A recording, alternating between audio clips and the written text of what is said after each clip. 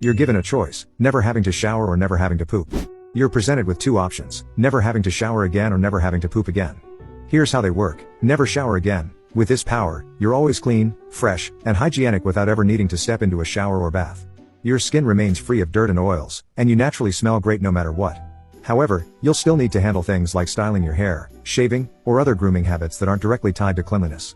While you'll never have to worry about bad hygiene, you'll still need to manage the aesthetic aspects of your appearance. Never poop again. If you choose this option, you'll never need to defecate again. Your digestive system functions perfectly, but waste is magically removed before it reaches your bowels. You won't feel bowel pressure, discomfort, or any health issues related to digestion. However, you'll still have to urinate on a normal schedule, and your body otherwise operates as it does now, minus the inconvenience of bathroom trips for number 2. Both powers come without any hidden drawbacks or consequences. You simply gain the benefit of removing one of life's recurring annoyances. So, would you embrace the freedom of never showering while staying perfectly fresh? Or would you choose the relief of never needing to poop again? Which power would improve your life the most? $1 million for every X seconds of all human pain. You're offered $1 million for every second you choose to endure. But there's a huge catch. If you take any amount of time, you'll experience all of humanity's physical pain from the past 200,000 years in that second. While you won't suffer permanent harm, such as losing a limb, you will feel the full intensity of every injury, illness, and form of suffering ever experienced by humans. This includes everything from paper cuts and stubbed toes to the agony of childbirth, torture, and even the suffering of animals. If it has been experienced by humans in any way, the pain will be overwhelming. Here's the twist: you can't die. No matter how excruciating the pain gets, your body won't succumb to shock, heart failure, or any other cause. You also can't use any form of pain relief or suppression, no painkillers, no anesthetics. You will feel everything all at once. Once the time you've chosen has passed, all of the pain will instantly stop, and you'll be left physically unharmed but mentally scarred. You won't carry any lasting physical damage, but the experience will haunt you. So, would you take the money? How many seconds of unimaginable pain would you endure for that reward? What is a psychological trick you know to really mess with somebody? 1. Ask someone, if you could change anything about yourself, what would it be, apart from the obvious? 2. Offer someone a piece of gum, but don't take one for yourself. 3.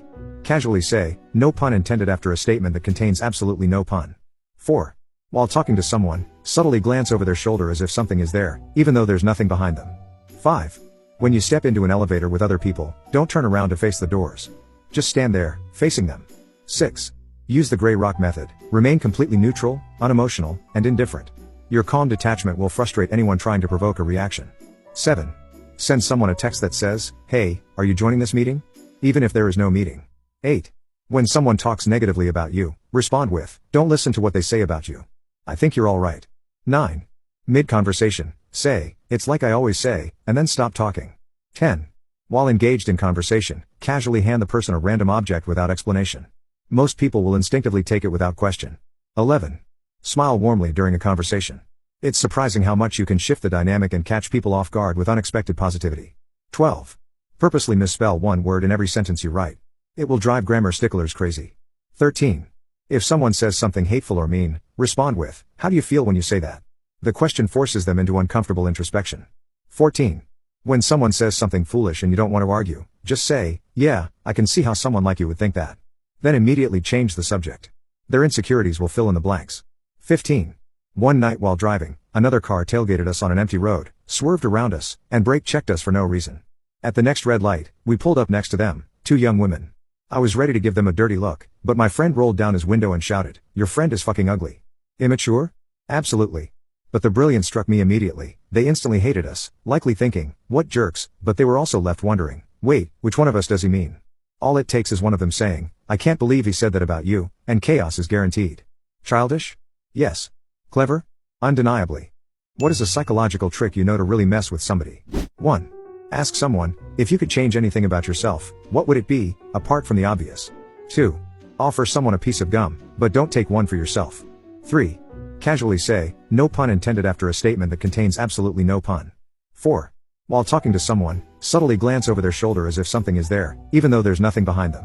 5. When you step into an elevator with other people, don't turn around to face the doors. Just stand there, facing them. 6. Use the gray rock method. Remain completely neutral, unemotional, and indifferent. Your calm detachment will frustrate anyone trying to provoke a reaction. 7. Send someone a text that says, hey, are you joining this meeting? Even if there is no meeting. 8. When someone talks negatively about you, respond with, don't listen to what they say about you. I think you're all right. 9. Mid-conversation, say, "It's like I always say," and then stop talking. 10. While engaged in conversation, casually hand the person a random object without explanation. Most people will instinctively take it without question. 11. Smile warmly during a conversation. It's surprising how much you can shift the dynamic and catch people off guard with unexpected positivity. 12. Purposely misspell one word in every sentence you write. It will drive grammar sticklers crazy. 13. If someone says something hateful or mean, respond with, "How do you feel when you say that?" The question forces them into uncomfortable introspection. 14. When someone says something foolish and you don't want to argue, just say, "Yeah, I can see how someone like you would think that." Then immediately change the subject. Their insecurities will fill in the blanks. 15. One night while driving, another car tailgated us on an empty road, swerved around us, and brake checked us for no reason. At the next red light, we pulled up next to them, two young women. I was ready to give them a dirty look, but my friend rolled down his window and shouted, "Your friend is fucking ugly." Immature? Absolutely. But the brilliance struck me immediately. They instantly hated us, likely thinking, "What jerks," but they were also left wondering, "Wait, which one of us does he mean?" All it takes is one of them saying, "I can't believe he said that about you," and chaos is guaranteed. Childish? Yes. Clever? Undeniably. What's the real-life plot twist that sent your life in a completely different direction? Just a few days before my wife gave birth to our twins, she told me she didn't want me in the delivery room. I was shocked and heartbroken. When I asked why, she shrugged, apologized, and refused to elaborate. She broke down crying, begging me to stop asking because it was causing her unwanted stress. I held her in my arms, trying to comfort her, but my heart was heavy with confusion. On the day of her labor, as she prepared for delivery, I told her I'd wait in the hallway in case she needed me. That's when she dropped another bombshell. She didn't want me in the hospital at all and told me to go home and wait for her call when it was over. My gut screamed that something was wrong, but I trusted her blindly and went home, crying the entire drive back. For the next 13 hours, I sat in agony, unable to make sense of why my wife didn't want me near her. Then, I got the call, but it wasn't from her. It was the hospital, telling me I needed to come in immediately because they had something to tell me. My heart sank. In my sleep-deprived state, I broke the speed limit rushing to the hospital. When I arrived, I was greeted by the team, and the first words out of my mouth were, "Is my family okay?" Tears were streaming down my face, but instead of answering, a nurse handed me an envelope. The front of it read, "I'm sorry, my love." They told me my wife had left it for me and gave me space to read it alone. Trembling, I sat down and opened the envelope. Inside was a handwritten letter from my wife, dated the night she told me she didn't want me in the delivery room. Her words shattered me. She confessed that she was alive and healthy but didn't want to be a mother. She had thought she wanted children, even convinced me to become parents, but 8 months into her pregnancy, she realized she had changed her mind. She started resenting the babies for changing her body and disrupting her life. She apologized repeatedly for leaving me with the burden of raising twins alone but wrote that she had to do what was best for her. At the end of the letter, she revealed she was leaving the state, with no intention of returning. She told me I could throw out her belongings and even our wedding album because she didn't want any ties to her old life. I don't think I've ever sobbed harder in my life. I brought my twins home that day, utterly broken. It's been 4 months since then. Life is hard, unbelievably hard, but I'm doing my best. My twins are my everything now, and while the pain hasn't gone away, I'm trying to rebuild my life for them. What's your most unethical life hack? 1. I got this one from a friend who's a judge. If you get called for jury duty and want to get out of it, the foolproof way to be dismissed by both sides is to say, "I have a strong respect for law enforcement, and if they've brought charges against someone, they must have done something wrong. Even without evidence, I believe innocent people don't get arrested. You'll be home before lunch." 2. Tell your coworkers you have terrible hearing. Personally, this is partially true for me, but it's not nearly as bad as I make it out to be. Everyone feels comfortable whispering around me, and as a result, I know everything. 3. Really good-looking blind people won't care if you're unattractive. 4. Hotels often charge fees if you cancel too close to your scheduled stay. However, in many cases, you can call to reschedule your reservation for a later date. Then, after some time passes, call back to cancel the reservation. Since you're no longer canceling near the original date, you can often avoid the fees. 5. For any online service where your physical location doesn't matter, like digital downloads, event tickets, or online credits, choose a zip code and a place with no sales tax. For this purpose, I've memorized 59,901, which is Kalispell, Montana. 6. I once attended a conference at a hotel. During a break, I went into the hallway and dished myself a full breakfast. It turns out the meal was for a completely different conference. Ours only had coffee and muffins. It was an accident, and I never did it again. But if you're ever in need of a meal, it would be pretty easy to do. 7. I once talked to a homeless man who mentioned that he would often clean out an empty dog food can and refill it with beef stew. He'd sit outside a grocery store eating it while asking for money or food, and people would go out of their way to help him. 8. In my area, building codes are extremely strict, and it's often difficult to get permission to tear down a house completely to build a new one. However, if you apply to remodel the house rather than demolish it, you're more likely to get permission. So, what we've done in the past is leave one structural element, usually the fireplace and chimney, and then build a brand new house around it. 9. Work as little as possible for the maximum amount of money. Avoid letting your boss know when you've completed tasks ahead of schedule. Finishing quickly usually leads to more work. Focus on keeping your boss satisfied without overextending yourself. 10. Get the apps for fast food places that offer reward points. Whenever you visit or even just walk past the restaurant, look around for discarded receipts. Scan the receipts into the app to collect reward points. I've already earned over $1,600 in free food from one app. The same strategy works at Menards during their 11% rebate events. Just pick up rebate receipts from the parking lot. Last year, I got several $100s in rebates that way. Gamers don't say the title of the game, but what game is instantly recognized by one quote? 1. Finish him. 2. You may not rest now. There are monsters nearby. 3. Wasted. 4. It's dangerous to go alone. Take this. 5. War. War never changes. 6. Ah, shit. Here we go again. 7. The princess is in another castle. 8. I used to be an adventurer like you. Until I took an arrow in the knee. 9. The cake is a lie. 10. Hey, you. You're finally awake. You were trying to cross the border, right? Same as us. And that thief over there. 11. What kind of name is soap? 12. Joel, get up. 13. Despite everything, it's still you. 14. Also, try Minecraft. 15. This is a story of a man named Stanley. 16. Objection. Take a wild guess. 17. I gently open the door. 18. I always come back. 19. Detecting multiple Leviathan-class life forms in the region. Are you certain whatever you're doing is worth it? 20. The numbers, Mason. What do the numbers mean? What is something your parents do that drives you insane? 1. When my parents responded negatively to almost anything I said or did as their first reaction, it taught me to keep secrets, tell lies, and avoid informing them of anything until right before or after it happened. For example, they once wanted me to get a job, so I did. It was full-time, seasonal, paid well, and was just a 30-minute drive away. Instead of being happy for me, they scolded me for not finding something closer, made me call my manager to apologize for wasting their time and resign, and then, within 10 minutes, got mad at me for quitting and forced me to call my manager back to ask for my job again. I was 16 or 17 at the time. The next time I got a job, I only told them as I was leaving the house to go to work. It was incredibly frustrating growing up and always expecting an immediate negative reaction. 2. My parents are outwardly judgmental. I never tell them about my music taste, my friends, or many of my interests because I know I'll get snide comments if it doesn't meet their standards. 3. If I mention that I like something, they immediately make it my entire personality. 4. Whenever I tried to talk to my mom about my feelings or discuss the things she did that hurt or upset me, she would instantly become distraught and say, "I'm such a terrible mother." The conversation would then shift away from me working through my emotions to me comforting her instead. 5. They turn everything into a lecture. If I'm telling them something bad happened, I don't always need it to become a life lesson. 6. They comment on everything, to the point where I was scared to listen to music for years because I didn't want to hear their opinions about my music taste. Every time we meet someone new, they share their judgments afterward, pointing out if the person had acne, hair that was too long, or wore a cropped shirt. They think these are harmless observations, but they create insecurities. 7. My parents constantly come into my room without knocking. They drag conversations on endlessly to make a point and sometimes share personal details about me with others. It's exhausting. 8. When I say, I want to be left alone for a bit, my parents automatically assume it means I want to talk. 9. I work a full 40-hour week, but if I spend one Saturday playing video games, that's suddenly all they think I do. 10. I'm in my 20s now, but my mom started doing this when I was a teenager, and she still hasn't stopped.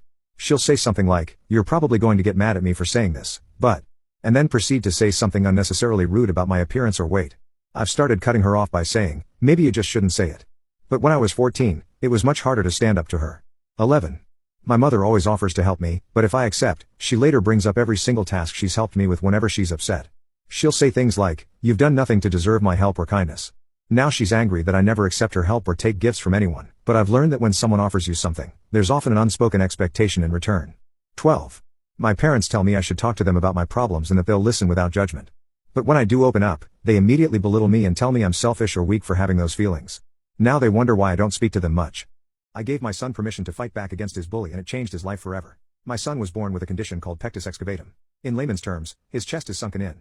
His condition was so bad that he only had 2.5 inches between his sternum and his spine, and his heart and lungs were bruised because of it. In December, he had surgery to correct it and they put 2 nickel bars in his chest to give it space and train his bones to grow correctly. About 3 weeks after his surgery, a kid punched him and dislodged the top bar and he had to have another surgery to put the bar back in place. The kid has been through a lot. Well, the doctor cleared him for most activities last week, just no skateboarding or bike riding, but he could now lift his backpack and go hang out with friends and play pickup, non-contact sports. Unbeknownst to me, A kid in his class had been bullying him all semester. And because my son was afraid of getting hit again, he just took it. Well, the evening he was cleared he came to me and said, "Dad, I'm cleared now. A kid has been bullying me and hitting me for months. Can I kick his ass?" Well, my son isn't really a fighter. He's fought with his brothers but never anyone else, and he's always gotten his ass kicked. So I just figured he was just talking. But this is the first I had heard about the bullying and I was concerned. I could tell he was distressed about the situation, so I told him to knock the F-ker out. He just nodded and went to his room.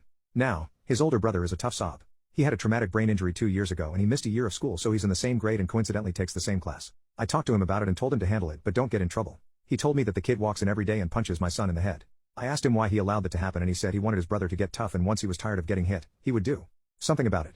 While I kinda agree with his thinking, I instructed him to handle it without getting in trouble. The next morning I took them both to school, then drove back home to get my younger daughter who goes to a different school that starts later. On the way to take her to school, my wife calls me. "Have you taken your daughter to school yet?" "Well, after you do, go pick up your son. He got into a fight." I just assumed it was my oldest son. Imagine my surprise when I walked into the school office to see my younger son with a grin from ear to ear. He was beaming. He pointed to another kid sitting in a chair holding an ice pack on his face. I warned him. I was so proud. He had walked into class, sat down, and the kid popped him in the head like always. My older son got up to intervene and before he could, my son decked the kid with one punch. He said the kid was bawling on the floor and that it was the best day of his life. He got suspended for 3 days. Edit 1. My son has some social anxiety and since the fight he has made a lot of new friends. He used to hate going to school but now he's disappointed that school is out for summer. Crazy. My girlfriend wants me to hide to her parents that I have 2 moms. Am I the a-hole for not wanting to hide that my moms are gay to my girlfriend's parents? I'm 17 and started going out with my girlfriend 7 months ago. We were already chatting before school went online and I asked her out after. So her parents want to meet mine when it's safe to do that and have dinner at their house. I'm cool with that and my moms are too. But my girlfriend told me that her parents don't know I have 2 moms and she doesn't want them to, because they're not raging homophobes but they don't like that. She just says it will make them feel weird and uncomfortable and asked if only one of my moms could go. I don't know, I just don't see why I gotta lie. If we stayed together obviously they would find out and also that would mean asking my moms if one of them would not go. I have never been embarrassed about it or weird so don't see why it even matters. My girlfriend has been pissed at me ever since and she just tells me to do it so it's not uncomfortable for her parents. Even my friends are saying it's not a big deal and it's not like I'll get grounded for asking my moms to do this. I'm caught in the middle here cause I don't want to lie about my moms or exclude one of them but everyone is acting like I'm being the ass for not doing this thing. Update, so we broke up. Yesterday since it had already been days of us not talking. I decided to ask how she would feel if I told her only one of her parents could go cause my moms are uncomfortable around heterosexual couples. She basically laughed and said it's not the same thing because that's a normal couple. That kinda got me and I asked what's not normal about my moms. Think that's when she saw she effed up with what she said.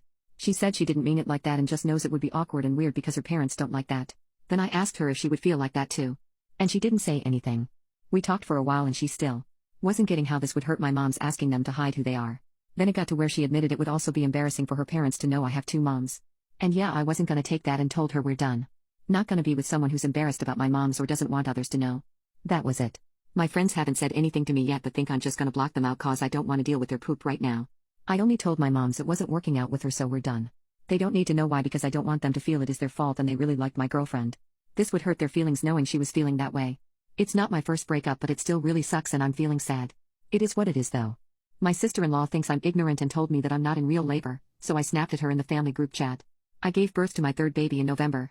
The women in my husband's family and I have a group chat where we send pictures of our kids, tell funny stories about our day, and, in this case, send updates about possible labor. On this particular day in November, at 37 weeks plus 5 days gestation, I reached out to inform you that this just might be the day my newest baby decides to make his grand entrance. I had been having strong contractions since 5:50 that morning. Everyone responded with excitement and praying hands emojis, except my husband's brother's wife. Well, according to the nurses at the hospital, I wasn't dilated enough to be admitted, despite strong and frequent contractions. This was at noon. I updated the chat. Everyone seemed concerned and asked if I still thought it might still be that day. I assured myself it was most likely going to happen that day, judging from past experiences, but I would go home to labor in comfort. This is where I might be the a-hole. My sister-in-law, who also gave birth to her 3rd baby a couple of months prior, via C-section. I am not judging nor thinking of her as less than, just context is key, decided to text how glad she was that I wasn't in real labor and that I should wait to have the baby another couple of weeks. A little more info about my sister-in-law and my relationship. She thinks she's the family's matriarch, even if she won't admit it. She is always shocked at my husband's intelligence because he went to community college instead of a university like she did. I didn't go to college. I saw no point in going into debt, I didn't know what I would go to college for, so I decided to wait. So she often treats me like I am unintelligent. She singled me out a few months prior, questioning my ability to care for my kids by myself while my husband was away for a couple of days. Yes, in the big family group chat. Anyway, she then sent a bunch of screenshots and links to articles about false labor and Braxton Hicks. As if I had never given birth before or experienced pregnancy before. I replied mid-contraction, not to be bitty, but this ain't my first rodeo, and I know how to Google things as well. And yes, I have been checked, and they will check again before deciding if I should go home or not. Well, I did go home, only to go back to the hospital a couple of hours later and have my baby at 10:15 that night. Sister-in-law does not reply to me in texts, and has since unfriended me on Facebook. I just want to know if I was an a-hole for what I said. And, in hindsight, perhaps I shouldn't have been texting in the group chat while in labor. Update, we have met up since then. She was a bit standoffish, which I understood. Then she went overly nice after learning that the baby had a true knot in his umbilical cord. We still don't text much, which doesn't bother me. She was becoming rather passive-aggressive with me before I went into labor, so I guess my snappy texts unalived whatever relationship we had. We weren't exactly friends beforehand. We recently moved out of state, a few months before I gave birth, and she started cutting us out of family get-togethers and even created a whole new group chat without my husband and me. My mooching friends always order the most expensive food whenever we eat out and consistently ask to split the bill equally. So, I taught them a lesson, and they were left speechless. I have been a part of a small friend group, around 8 people total, basically since college. For some background, 2 people from the group, Susan and Greg, are just absolute leeches. Going out for lunch? Expect them to order the most expensive on the menu, then feed you some sob story about their finances and then dumb half the bill on you. Last weekend, Dan, one of the people from the group, told me about a casual dinner. I told him how if Susan or Greg were there I wouldn't be able to come. He tells me that they would be there but I should just put my opinions aside and come just once. This is kind of where I might be an a-hole. I agreed with him and told him I would be there. I show up and we all get to talking. Everyone began putting in their orders, most of them spent about $40. There were only about 6 people there. When it gets to Susan and Greg, they both order expensive dishes, around $200. When it was my turn to order, everyone looked at me, but I just picked up the menu and pointed to the $4 Miller Lite and sent the waiter away. Dan asked why I hadn't ordered anything and all I said was that I lost my appetite. The other 2 friends got up as well to cancel their orders and just have drinks. After the main courses came out, I saw Susan and Greg picking at their food. The waiter then brings over the check. Greg then grabs the waiter and asks him to split the check 6 ways. I stand up and correct him saying the check was to be split 3 ways. Greg looks at me confused and asks why since we always split the bill. I reminded him that the 3 of us had not eaten any food so we would just be paying for our drinks. So basically at the end of the night, Dan, who probably only ate around $50 worth of food, was stuck with a $146.98 check at the end. I swear I saw his jaw drop when he picked that receipt up. I slid a $10 towards the check, said goodbye to everyone, and walked out.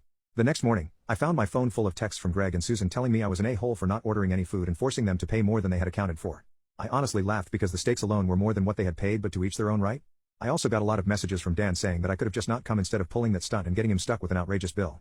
Edit, at this restaurant, the bar is separate so drinks are on a separate bill if that makes sense. And if anyone is concerned about leaving a tip, I live in Australia. Dan could have easily asked Greg and Susan to transfer him the money if he wanted, but he's always been about helping them through their financial hardship even though they're just using him and keeps dragging me into it. I admit what I did was immature, but I'm tired of being forced to play along. It's his money and if he wants to spend it on them, that's fine, but I'm not paying for them. Also Dan's a really good friend of mine, albeit blind AF. I was just trying to get him to see what kind of people he was helping.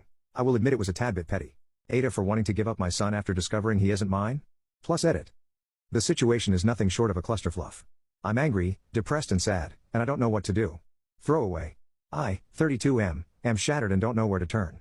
My wife passed away last month, only 7 months after giving birth to our son. She developed peripartum cardiomyopathy, a rare and severe form of heart failure that can occur in the months following childbirth. Despite the doctor's best efforts, she didn't survive. Losing her so suddenly has left me heartbroken and in a state of constant grief.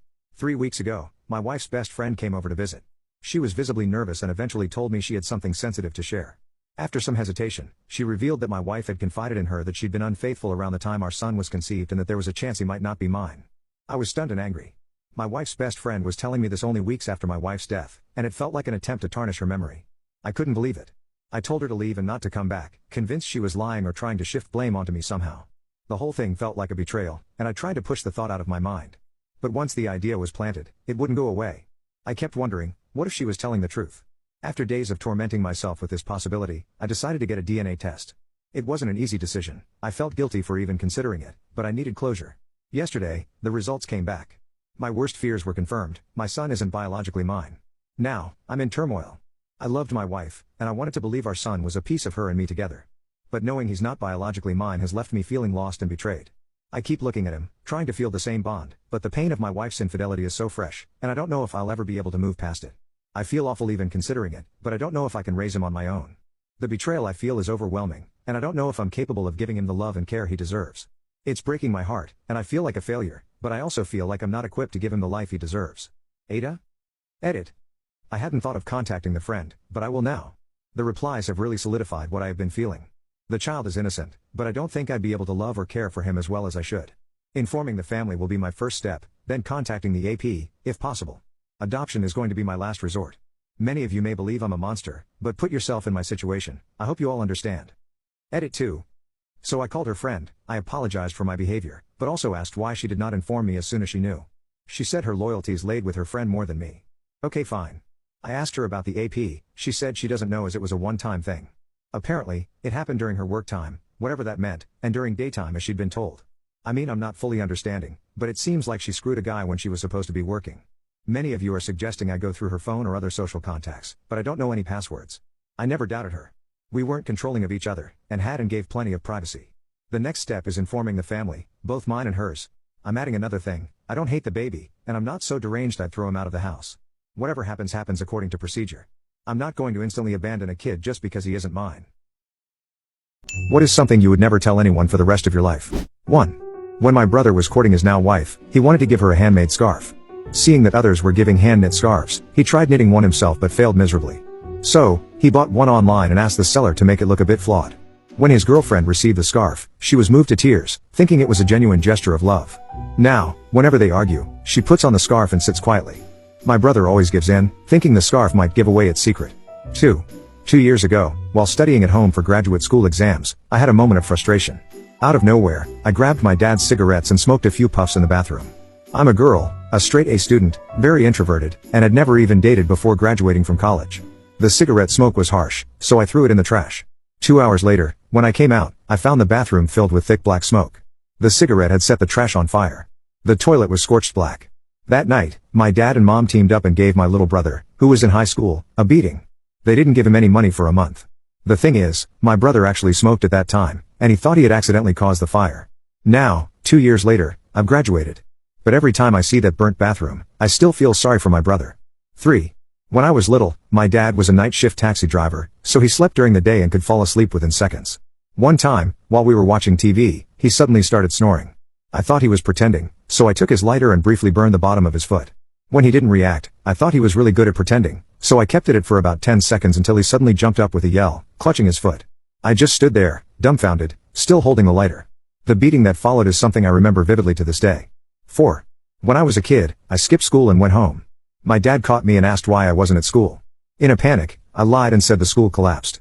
My dad froze, then called the village committee to send people to rescue the children. I didn't know that when my dad was young, the school had actually collapsed, killing many students, some of whom were his classmates. The trauma was so deep that he didn't question my lie.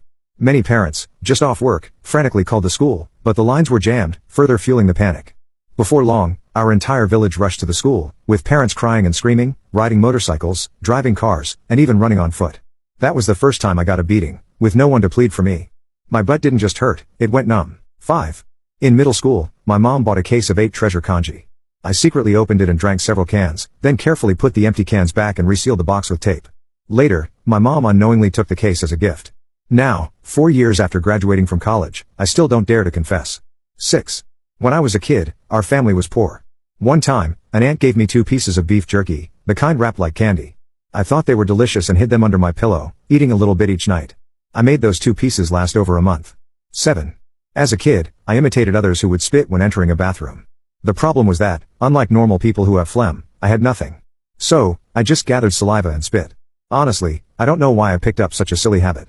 But unfortunately, it became ingrained, like the Pavlovian conditioning of a dog with a bell. I now salivate like crazy every time I enter a bathroom. It's so embarrassing. 8. In college, I'm a guy, I sleep hugging a doll. Recently, I've been sleeping with a Kuromi doll. My roommates didn't know until one night I turned over too quickly, and Kuromi fell to the floor. Now everyone knows I sleep with a Kuromi doll. 9. When I was little, I peed in the pot of porridge that was cooking at home. The whole family drank it. 10. As a child, I was mischievous and once peed on a big rooster. It pecked me on the groin, and I was in pain for half a month. For a couple of days, my mom noticed I was walking funny, so I finally confessed. She saw that my groin was swollen and blue, so she handed me a bottle of iodine to apply. It took a week to heal. Cosplayers, what's one cosplay you will never do again and why? 1. Stormtrooper. I had a custom-made Stormtrooper suit that fit me perfectly, but it was incredibly uncomfortable. It was hot, I couldn't see, and I'd be lucky to take it off without cutting myself. Never again. 2. Batman. A kid yanked on my cape, and it pulled off my helmet and back piece. They were all connected as one piece of armor, and I couldn't put them back together on my own. It was a disaster. 3. Daredevil. I couldn't see anything. Total sensory deprivation. 4. Waldo. From Where's Waldo? This wasn't exactly cosplay, but I went to a Halloween party dressed as Waldo. Terrible idea. Everyone wanted me hiding in the back of their photos, and I heard, haha, I found you. At least 800 times. Never again. 5. Gilgamesh. I cosplayed as Gilgamesh with full anime plate armor, all 3D printed. I spent 8 grueling hours trapped in a plastic cocoon. It was hot, I couldn't breathe, and I ended up with serious chafing, welts, and blisters everywhere. On the way home, I twisted the wrong way, and snap, the armor broke. I was so fed up that I threw the entire costume in the nearest trash bin and finished the journey home barefoot, in cycling shorts, and a red cape. 6. One of the 300, from 300, I'll never be in that kind of shape again. It was a one-time deal. 7. Link, from The Legend of Zelda, I dressed as Link and got the usual, oh hi, Zelda. Which was funny. But I also got grilled by some nerdy guys about my dedication to The Legend of Zelda. They acted like I wasn't a true fan unless I played their favorite game in the series. If I said I had played it, they'd then quiz me on every detail to prove it. Honestly, a girl can cosplay as anyone and still get harassed. 8. Motoko Kusanagi, from Ghost in the Shell, I dressed as Motoko in her full-tech suit, made of Gore-Tex. Within 30 minutes, I had heat stroke. I haven't worn it since. 9.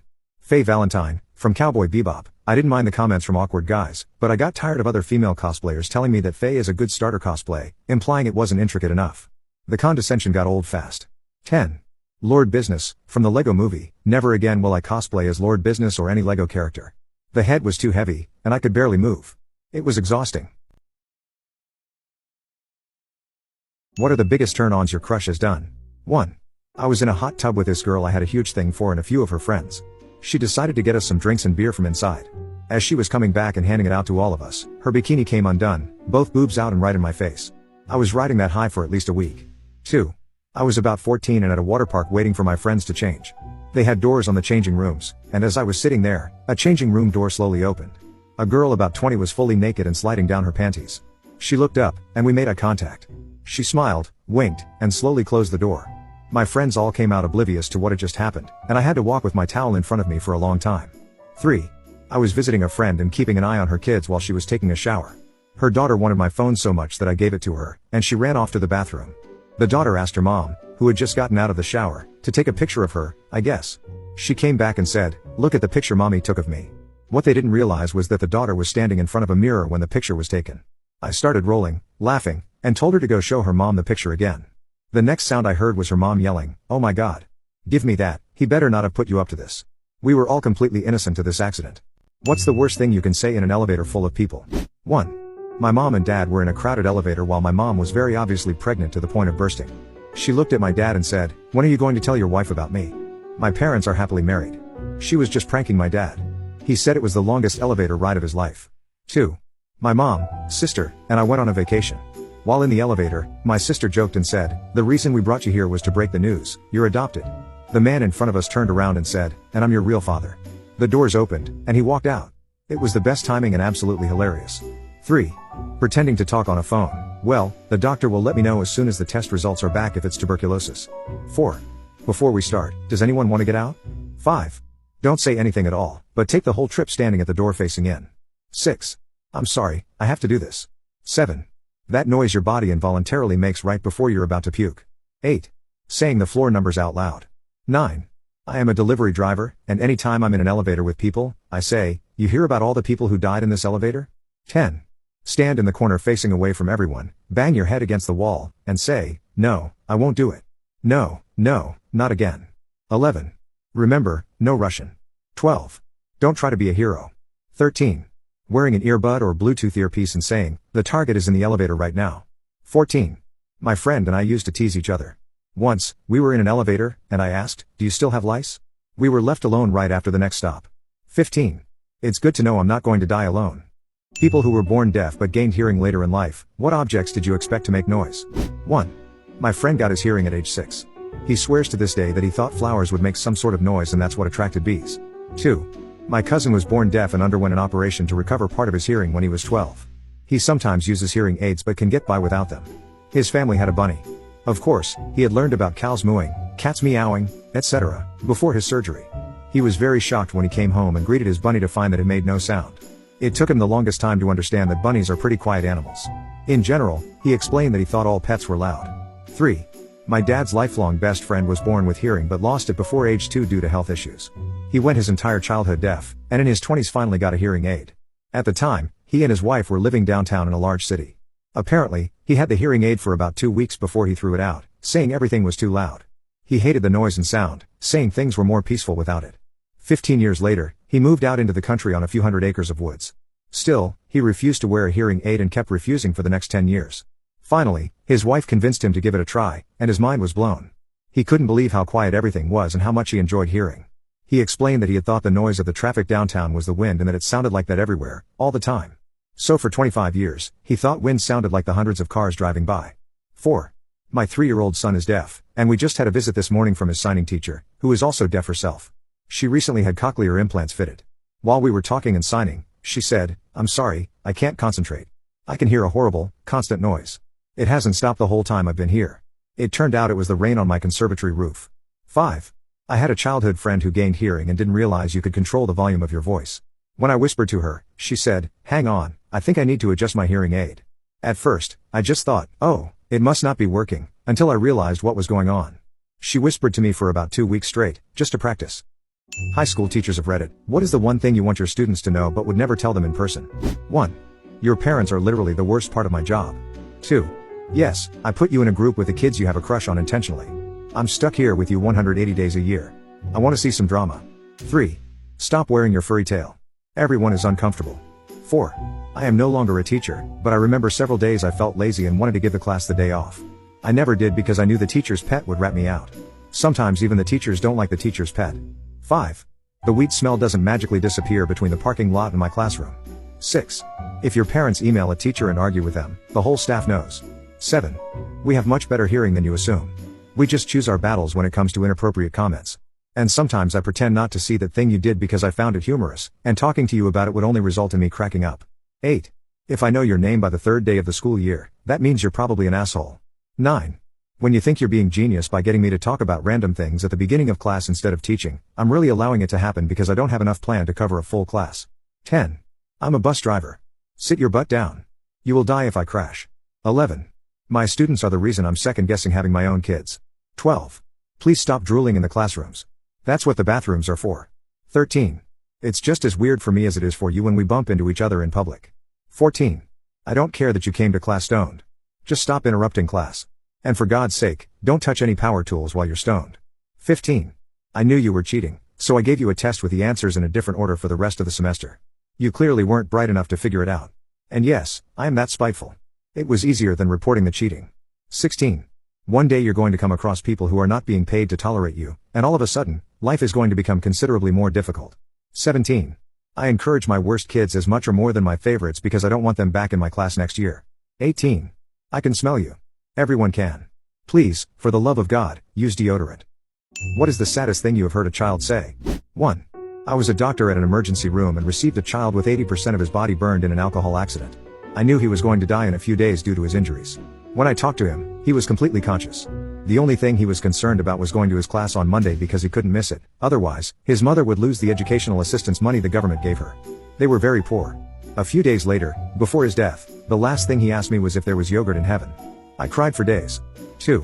In recent news, a man entered an electrified swimming pool to save his daughter and subsequently died from electrocution. His daughter survived. My 5-year-old son looked wide-eyed as I read the report to my wife. Silence overtook the room for a moment. Then, in a small, still voice, he said, "Daddy, would you die for me?" "Yes, of course." Tears welled up in his baby brown eyes. "I would die for you." Needless to say, I swept him into my arms and broke down. 3. I have a neighbor who shouts at his kids a lot. He has a close friend with a little girl, Mindy. Does this guy also shout at his kids? I don't know. The other day, my neighbor's son, Marco, and Mindy, both 6, rang my doorbell. Marco threw his monster ball on your balcony. "We want to get it, if you won't be angry." I said, "Of course I won't be angry. Come in." Mindy said, "Are you really not angry?" I said, "No." Mindy said, "When are you angry?" I said, "I'm never angry with kids." Mindy said, "Really?" I said, "Yes." Mindy said, "Never?" I said, "Never." Mindy said, "Not even if we do something wrong?" I said, "No. I'd probably tell you it was wrong, but I wouldn't be angry." Mindy looked at me and repeated, "You won't be angry with me?" I said, "I will never be angry with you." She looked at me for a few seconds, then flung herself into my arms. I didn't even know her before this. There's no saying exactly what her background is, but I found it profoundly sad. 4. Mom? Yeah? Daddy made me wake up last night. Yeah, He kissed me and said he loves me, and I woke up, and then he left. Oh. But I fell asleep again, so that's okay. Sunshine, of course, it's okay. He loves you more than anything else in the world. Now go brush your teeth. Time for school. That was the last kiss my child ever got from his dad. Later that same night, this loving dad committed suicide. It had been a goodbye kiss. We didn't know it until that day. 5. Don't cry, Ma. I know, and I am ready. These were the words spoken by a 5-year-old girl under my care when I worked in a pediatric oncology ward a few years ago. She was a beta thalassemia major patient, a real cutie. I can still remember her curly hair, friendly smiles, and how talkative she was on her good days. She had undergone 2 bone marrow transplants in the past but came back with recurrent complications from the procedures. We tried our best, but she was dying, and she knew it. We were on the verge of tears during our morning review that day and heard her comforting her parents. She passed away peacefully in her sleep after weeks of fighting. May you rest in peace, baby girl. 6. We received a 7-year-old girl for what was to be one day. The plan was for her to appear in court the next day to give testimony about what her mother's boyfriend had done to her. The expectation was that she would then be returned to her mother, with the boyfriend out on his ear. When she returned, she told me she had to live with me because her mother loved the boyfriend more and wouldn't kick him out of their house. Since the living arrangements with the father were complicated, she couldn't go there yet, so she had to be with strangers. She asked me if I knew why her mother would do such a thing. I struggled to give her some answer without disparaging her mother, as that can hurt a child. I said, even grown-ups get confused about what's important. She cried on my shoulder until she was exhausted. Why indeed? Was all I could think. We managed well, and in 6 months, she was returned to her father. By that time, we discovered she didn't need classes for children with developmental disabilities, she could learn well, and she was emotionally stable. Her life got significantly better, but the scar from her mother's rejection stayed for a long time. 7. I was at the park with my 2 sons one day. They were around 5 and 6. I can remember giving them snacks and cheering for them when they showed me one of their look what I can do moves. Nothing fancy or over the top, just a regular day at the park. A little boy around the same age as my children walked up to me and asked, "Why are you so nice to them?" I responded, "Because those are my kids, and I love them." He said, "Are you always that nice to them?" I replied, "Yes, I'm their mom." He then looked incredibly sad, gave me a hug, and ran off. I pray for him all the time. What do men think women like, but they really don't? 1. Literally ramming your fingers in and out of me. Just no, please no. It's almost always going to hurt. The come here motion on the other hand. 2. My ex seemed to think I was interested in hearing about how he got down with women before me. No, thanks, dude. 3. Showing off, flexing, or comparing yourself to others in order to brag. Some guys think it makes them look cool, but it just makes them look insecure. 4. Having massive junk. At a certain point it just hurts and feels annoying. 5. Being a nice guy. Women want a guy who is nice, not a disciplined pet who does whatever they say. 6. Driving stupidly with me in the car to try and show off. It's an absolute no for me. 7. Obnoxiously loud vehicles. You think you're impressing them, but look closer at their faces. 9 times out of 10, that's a sneer, not a smile. 8. Tough guy behavior. Like starting fights in public over shit that's not worth a fight. You don't look big and bad, just embarrassing. 9. So many men consider not having basic hygiene a flex or something masculine. Dude, you'll never find a woman who's into this. Please look after yourself. 10. Anyone who claims to be an alpha. It's the dumbest shit I've ever heard. Genuine, gentle, sweetheart guys are 1,000 times more attractive. What actor or actress stupidly left a movie franchise or TV series thinking they were too good for it only to be never popular again? 1. Terrence Howard, Iron Man series. Terrence Howard played Rhodey in Iron Man 1 and was set to become War Machine, marking the start of the Marvel Cinematic Universe, MCU. However, he was reportedly dropped for asking for a huge pay increase. Don Cheadle replaced him in Iron Man 2 and all subsequent MCU films. 2. Sean Connery, The Lord of the Rings. This isn't exactly what you asked, but Sean Connery turned down the role of Gandalf in The Lord of the Rings, despite being offered $30 million plus 15% of the film's profits, which would have earned him around $450 million. He declined because he didn't understand the script. Ironically, the next time he was offered a script he didn't understand, it was for The League of Extraordinary Gentlemen. He took it, ended up disappointed in the film, and subsequently retired from acting. 3. Stuart Townsend, The Lord of the Rings. Stuart Townsend was originally cast as Aragorn in the Lord of the Rings films. However, during pre-production and rehearsals, he refused to practice essential skills like sword fighting, horseback riding, and action choreography, often saying, "You'll get it on the day." Peter Jackson decided he couldn't work with him, so he was replaced by Viggo Mortensen, literally on the first day of shooting. The rest is history. 4. Soap opera star who overplayed her hand. My ex-girlfriend was a regular extra on a soap opera and was starting to get small speaking roles. She even got her Screen Actors Guild, SAG, card. Afterward, she demanded more speaking roles or threatened to leave the show. She never got another acting role again. 5. Lacey Chabert, Family Guy. Lacey Chabert originally voiced Meg Griffin on Family Guy but left the show, reportedly due to scheduling conflicts. She was replaced by Mila Kunis, who has since made a fortune from the show's new episodes and syndication. 6. Leonardo DiCaprio, Titanic. Leo DiCaprio almost lost the role of Jack Dawson in Titanic because he refused to read for parts. Director James Cameron reportedly said, "Okay, thanks for coming in." DiCaprio, surprised, asked, "Wait, if I don't read, I don't get the part?" Cameron explained that he'd be working on the film in post-production for years and didn't want to risk casting the wrong actor just because they were popular. DiCaprio humbled himself and did a screen test with Kate Winslet. Although this isn't exactly what you asked, it's interesting how Leo's career could have been derailed if he hadn't agreed to the read. 7. Actors from MASH who left early. Several actors from MASH left the show early, hoping to make it big in Hollywood. Unfortunately, none of them really succeeded after leaving the series. What's something that sucks about being a man? 1. The other day, a female friend suggested we hang out. I said, sure. She said she was hungry and knew a restaurant nearby, so we went there. We walked in, and she said, "Table for 2. We sat down, and she ordered a sandwich. I wasn't hungry, so I didn't order anything. After ordering her sandwich, she asked for the dessert menu and ordered a molten lava cake. I didn't have a single bite. Then she called the waiter over and asked for the check. He came back 30 seconds later and handed the check to me. Let me repeat that. My female friend suggested we go out to eat. She was the only person talking to the waitstaff. I just said, thank you a few times. She was the only person who ordered and ate, and she was the person who asked for the check. And yet, the waiter still handed the check to me. Always being expected to pay is definitely something that sucks about being a man, especially when you didn't eat anything. 2. Window seat on a plane. I was traveling with my wife on an Airbus A320. My wife asked, what are our seat numbers? I said, it's 27E and 27F. She said, then the window seat is mine. I said, but why always? I want to enjoy the view too. She argued. I argued. She cried. Finally, she won the seat, by what I call the Duckworth-Lewis method. This totally sucks. 3. My wife had a 6-month affair. When I found out, I left her. A number of people assumed I was the one who cheated on her, which bothered me. I corrected them. Worse were all the people who assumed I must have done something wrong to deserve it, that I was still the bad guy. People told me I must have not paid enough attention to her or that I somehow drove her to it. Some refused to believe I didn't do something wrong to cause her to cheat. All I can say is that I loved her and treated her like a queen.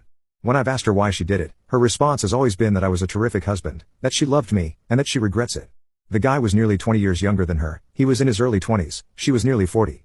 He was attractive and charming, and she found him irresistible. So that's a double standard I've lived through and find unfair. If I had cheated, I'd have been labeled a creep or a jerk. When she has an affair, I'm still somehow the jerk. Who's to blame? 4. My daughter Sophia is 11, 4 feet 9 inches, and 80 pounds. I'm 5 feet 11 inches and 190 pounds. She takes Kempo karate and wanted to show me the snap kick she was perfecting. When I raised my hand and encouraged her to give me her best shot, Sophia delivered a vicious kick that whiffed on my hand and caught me full in the groin, dropping me like a sack of rocks. Daddy, I'm so sorry, she exclaimed, hovering over me as I lay face down on the floor, gasping for air with tears in my eyes. No, sweetie, Daddy's fine. He's never been prouder. Unfortunately for us guys, even mighty Thor would drop to his knees if Sophia kicked him in the hammer. 5. I was walking in the park when I saw a little girl, about 4 years old, crying her eyes out next to the playground. There were no adults around, just her, sobbing her little heart out. All I wanted to do was go up, lower myself to her level, give her a little hug, and ask where her mommy and daddy were. But I couldn't. Modern society says that a man on his own near a park talking to children is a threat, so I had to keep my distance until I got the attention of a woman walking her dog. Society is broken when a man feels he can't even comfort a crying child. I understand it, but it truly sucks. 6. I have several female friends who worked hard in school and then got prestigious jobs. But prestigious jobs often come with long hours and tough work. They made fairly good money, but after a long, frustrating day at work, they would sometimes joke, I need to find a rich husband so I can be a housewife. And some of them did. One of them moved to another country where traditional gender roles are more prevalent, and she found herself a really rich husband. Then a few of the other girls moved too. And I kid you not, they also found rich husbands. I've met a lot of women who've jumped up the socioeconomic ladder through marriage, but guys? I haven't met a single one. Generally speaking, women still expect men to make at least as much as they do. So what sucks about being a guy? The immense pressure to be financially successful. As much as we try to deny it, society is obsessed with financial status and will measure a man's worth based on his wealth. 7. I was traveling by bus to a destination and was sitting alone in a seat meant for 2 people, on the window side. The scenery was beautiful, and I was lost in the view, enjoying the beauty of nature. The bus stopped, and a lady, who looked to be over 60, boarded. There were 2 empty seats, one next to me and one behind me, where a man was sitting in the window seat, also enjoying the scenery. The lady stood beside me, thought for a while, and then asked me to switch seats with the man behind me. I was confused. Why couldn't she sit beside me or him? Are we going to eat you? Why kill our enjoyment? But she was adamant and started creating a scene. I had to get up and sit beside the man. He sensed my reaction and kindly offered me the window seat, but I thanked him and chose to sit in the L seat. What an unnecessary sacrifice. You have to kneel before fake feminism. That sucks about being a man sometimes. What did your mother say that made your jaw drop? 1. My first year of college, chemistry was kicking my butt. I came home for the weekend, pulling my hair out. Mom asked, "Can I help you?" I said, "What do you know about chemistry?" Not in a snotty way, just a perplexed way. Dad laughed and said, "She's a nurse." For the next hour, she taught me better than my professor. She blew my mind by making me see her as a person and not just mom. 2. My high school friend decided to calculate the date of her conception. Exactly 9 months before her birthday was Easter Sunday. After school, she went home and confronted her mom. "Mom, did you and Dad conceive me on Easter?" Her mom casually turned her head and said, "Wouldn't doubt it." Her daughter was slightly horrified. "So on the holy day we celebrate Jesus coming back, you and Dad decided to get it on. That's nasty, Mom." Her mom gave a smirk and said, "Yeah, he rose again," and laughed as she walked off. 3. Your dad and I remade our wills. If I die first, I've left everything in the house to you. I was confused and asked her, "Just what you mean by everything in the house?" So she recited the list, all the furniture, all the artwork, her crystal, china, silverware, collectibles, books, porcelain, lamps, jewelry, clothing, Christmas decorations, fine linens, basically everything in the house. I was dumbfounded and also more than a little queasy. Mom, I would never come in and strip the house. I would never do that to Dad. Why would you write your will that way? She explained that she had seen cases where the wife died first, left everything to her husband, and then the husband remarried without updating his will. The second wife got everything, and the children never received any of their late mother's possessions. Then she looked me straight in the eye and said, "I know your father. If I die first, he will remarry. He just wouldn't be able to live on his own. And I'll be darned if some other woman is going to walk in and treat my items as her own." My mom worked, bought quality, and wasn't about to see someone else waltz off with her stuff. 4. When I was growing up, my dad had an affair that went on for years. He was in and out of our lives.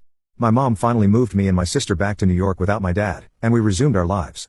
During that time, my dad cleaned up, found God, left his mistress, and won my mom back. They're still married to this day. My dad tells this story about when he was trying to win my mom back. He noticed she was wearing a new watch, and he suspected it was from a certain gentleman at her work. She didn't answer, so he knew it was from that man. He said he was so mad and so jealous, and to this day, he still gets jealous. I realized the irony of a man who had a years-long affair getting jealous. So one night my dad was telling us about it again, and then he left the room. My mom, my sweet, quiet, hard-working mother, who stood by my dad all those years, never raised her voice, and was a pillar of strength, looked at us and said, "I found that watch on the floor at my job and kept it." I enjoyed letting him think it was from a man. My jaw dropped. Then I laughed my ass off and was so proud of her. To this day, my dad still doesn't know the truth. 5. My mother lived in a time when women kept their place. She took care of the house and family and rarely expressed an opinion. As a result, I'm sorry to say that we all took her for granted. One day, when my sister and I were teens, the three of us were listening to a Collins song request show on the radio. My sister started to change the station, but my mother said, "Don't change the station." My sister and I stared at each other. It was so out of character for my mother to speak up like that. We were shocked but were used to following orders, so my sister left the station as it was. A few awkward moments followed because we weren't used to her having an opinion. Then suddenly our names were called out over the radio, announcing a song to be played for us. My mother had called in and requested a song. That's why she didn't want us to change the station. I began to see what my mother's life must have been like, to never speak up, never voice an opinion, and to have people shocked when you make a simple request. I looked at my mother with new eyes that day, and I gained a new respect for her and all she did for us. 6. I was on Tinder, shortlisting girls, swiping right, so my father kept asking me to do some chores. I tried to dodge, but my father asked my mother, "What's his problem?" My mom replied, "Just a few more seconds, and then he's free for 12 hours, once Tinder exhausts his right swipes." 7. Normal, healthy teenage girls do not do this kind of thing. You're a sexual deviant. I was 15 years old and had been caught looking at, well, let's just say less than SFW things. I couldn't do anything but gape as my sweet, accepting, loving mother, who had always told me I could come to her with anything, called me disgusting and messed up for even thinking about those things. She dragged me to my therapist the next day, threw herself down on the couch with me, much to the therapist's surprise, and began to describe how wounded, betrayed, and disgusted she was with me. Thankfully, my therapist was having none of it and kicked my mom out of the office, assuring me that I wasn't damaged, messed up, or deviant in any way. I was a normal teenager. I don't think my mom ever forgave my therapist for that, but I completely stopped talking to her about everything that day. She still asks me sometimes why I'm so distant, but I don't answer because I know she would pitch a fit if she knew that she was the first person, though certainly not the last, to bully me for anything having to do with my sexuality. 8. My parents were happily married for nearly 45 years. Less than 2 years after my dad passed away, my mom started dating several men. One day, she announced that she planned to marry a man she'd never mentioned before. She said that was because she'd only met him 2 weeks prior. When I tried to talk her into postponing the wedding until she had more time to get to know him, she responded, "I only had 2 dates with your father before I married him." My jaw dropped. She did marry the guy, and they were happy until he passed away 15 years later. Both men loved her dearly and treated her well. Very lucky lady. Did you ever go to the hospital in an emergency and get admitted immediately? 1. Yes, I was at home when I coughed and suddenly felt intense pain. I initially thought it was another broken rib, as I regularly broke ribs when I coughed. But within about 10 minutes, I couldn't sit, stand, or even breathe without gasping. My son took one look at me and rushed me to the hospital ER. While he was parking the car, I staggered into the waiting room. The triage nurse took one look at me, ignored everyone else, grabbed a wheelchair, and shouted, "Code blue. Code blue." She literally pushed people out of the way while yelling for assistance. We rushed into the ER, where the nurses immediately sprang into action. A patient in a hospital bed was wheeled out to make room for me. I kept apologizing to him, but within moments, I was surrounded by doctors, nurses, an ECG machine, and someone drawing blood. By the time my son returned from parking, I was already undergoing multiple CT scans. It turned out that when I coughed, I had burst a blood clot in my lung, causing internal bleeding. Fortunately, the clot didn't travel to my brain, or I would have died instantly. In the span of just 10 minutes, I was diagnosed and treated for multiple blood clots in my lung. I am forever grateful to my son, the medical staff, and God for saving my life that day. 2. At 5:30 a.m. on a Tuesday, my alarm went off. I hit snooze and got ready for the day, but I felt more nauseous than ever before. I tried to throw up and sit down but couldn't find any relief. I managed to make it to work, but I couldn't drink coffee, and even Coke didn't help. By Wednesday, I briefly passed out and hit my head on the way down. My husband was very worried, but I brushed it off, thinking it was just an upset stomach. By Friday, I was still extremely nauseous, so I finally called my husband to pick me up from work. My boss escorted me outside, and people offered support. On the way to the hospital, I dreaded having to wait in the ER. As we walked in, a triage nurse rushed over and got me a wheelchair immediately. Within the hour, I had an X-ray, a CT scan, and blood tests. It turned out I had a bleeding ulcer and had lost 3 pints of blood. I guess I looked pretty pale. Thankfully, they treated me quickly, and I was admitted right away. 3. I walked into the ER, and since I was a chief of surgery, an orthopedic surgeon, they asked who I was there to see. I told them I wasn't there to see anyone, I was the patient. I said, "I have appendicitis." Naturally, they didn't believe me and performed a CT scan, which came back negative. They asked who they should call, and I gave them the names of 2 general surgeons. One of them arrived within 30 minutes. Another half hour later, I was in the OR, receiving anesthesia stronger than fentanyl. My friend, the surgeon, removed my severely infected appendix. I was up and rounding within 4 pull the next day. Rest in peace to my friend, who was a brilliant but troubled surgeon. I miss him. 4. I was bitten by a cat, but my boyfriend insisted it would be fine. I rinsed the wounds and carried on. Within 24 hours, my hand was swollen to twice its size, red and painful. Reluctantly, my boyfriend drove me to the ER, but he complained that it wasn't convenient for him and asked if I could wait until the next morning. When I got to the ER, I was hooked up to N4 within half an hour. The doctor told me that if I had waited any longer, I might have died from sepsis. Needless to say, I dumped my boyfriend shortly after. 5. Last weekend, I ate lunch at a fast food chain before starting a 3.5-hour drive home. About 45 minutes into the drive, my stomach started rumbling intensely. I had to pull over multiple times to vomit or have diarrhea. This went on every 10 minutes for the next 70 miles. I realized I wouldn't make it home, so I followed signs to the nearest hospital. I walked into the ER, handed over my insurance card, and barely managed to say, "I think I have food poisoning," before vomiting on the floor and passing out. When I came to, I was already in a hospital gown with 4 fluids being administered. They did numerous tests, including an EKG, and kept me for 24 hours to ensure I could hold down food and liquids. I'm grateful for the quick care I received at Community Regional Hospital in Kokomo, Indiana. 6. One winter, I woke up with chest pains. I ignored it and got on a short 2-hour flight. The pain worsened, so I asked the flight attendant when we would land. It was only 15 minutes away. My wife picked me up at the airport, and we skipped the checked bags, heading straight to the ER. Chest pains meant they saw me immediately. An ECG ruled out a heart attack, but the pain was still severe. One of the orderlies jokingly asked if I had been playing baseball, as it sounded like a ball-throwing injury. That's when I remembered the drunken snowball fight I had the night before. It turned out I had pulled chest muscles. The relief mitigated the embarrassment. 7. I woke up at 2 a.m. with severe back pain. Changing positions didn't help, so I went downstairs to avoid waking my husband. I drank a glass of milk, but it immediately made me vomit. I kept throwing up, and eventually, my husband came downstairs, alarmed. I told him to call an ambulance because I knew something was seriously wrong. 15 minutes later, I was in the ambulance, still vomiting bile. The paramedic thought it was just the flu, but I knew better.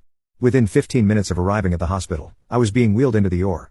My gallbladder had ruptured, and I spent 5 days in the hospital recovering. What trend died so fast that you can hardly call it a trend? 1.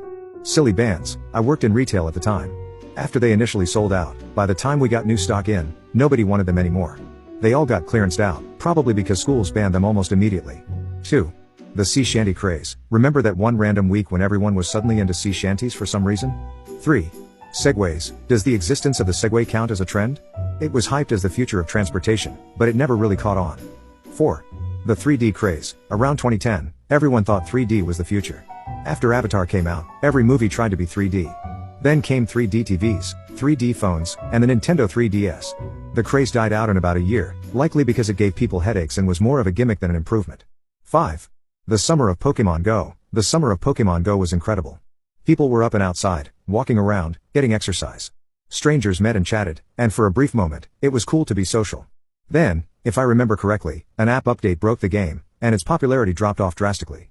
Ironically, about 4 years later, COVID-19 happened, and we were all stuck indoors, a complete opposite of that one wonderful summer of Pokemon Go. Which celebrity faded away without many realizing it? 1. I heard someone say, if you wonder why an actress stopped working, the answer is probably Harvey Weinstein. It's really sad. I see Sopranos fans asking why the actress who played Gloria Trillo didn't do much else. The big answer is that Harvey Weinstein blocked her career from advancing because she turned down his advances. 2. Kevin Spacey. You never see him in anything anymore. I really loved him in House of Cards and American Beauty. 3. Taylor Lautner was huge during the Twilight era. He had fans screaming over Team Jacob and seemed set for a major career after that. But when Twilight ended, he started appearing in fewer projects, and it's like he faded out as quickly as he shot to fame. Now you barely hear anything about him, and it's wild considering how massive he was for those few years. 4. LMFAO released Party Rock Anthem, then Sorry for Party Rocking, and then vanished off the face of the earth.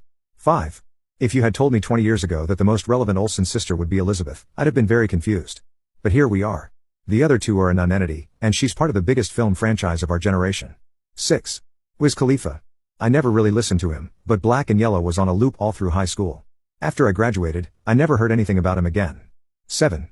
Ellen DeGeneres was known for her Be Kind brand, but then stories emerged about toxic work environments and how poorly people were treated on her show. Former employees and even celebrity guests spoke out. While her show continued for a bit, her reputation was severely damaged. It's crazy how she went from America's beloved talk show host to someone people view as hypocritical. 8. Chrissy Teigen was known as the Queen of Twitter and was beloved for her witty social media presence. But then past tweets and messages resurfaced showing her bullying behavior, and she faced massive backlash. Brands dropped her, and she took a long break from social media. Her reputation hasn't fully bounced back, and it's wild how fast things turned for her. 9. Louis C.K. was one of the biggest comedians around until allegations of inappropriate behavior came out. He admitted to it, but his career took a major hit with networks and streaming services dropping his shows and projects. He's tried to make a comeback, but it's clear he'll never have the same mainstream acceptance he once did. When did you first realize your child was different? 1. A few years ago, around 2008 or 2009, I was sitting in the living room, panicking because the router was acting up, and I still had 2 hours left in my shift. After repeatedly trying to fix it, I gave up and went into the kitchen to start dinner, feeling completely defeated.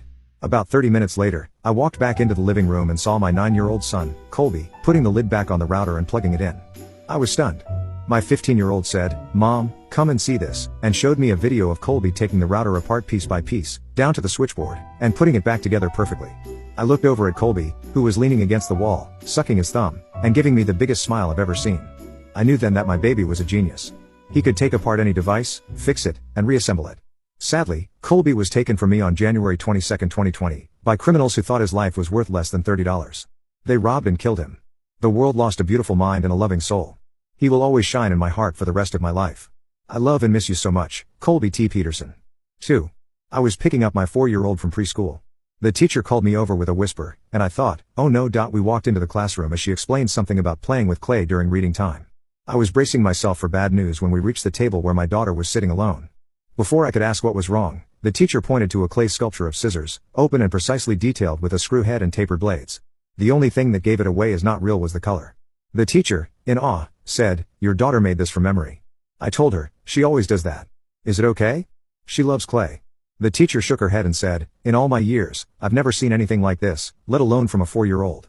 30 years later, she's an artist, to no one's surprise. 3.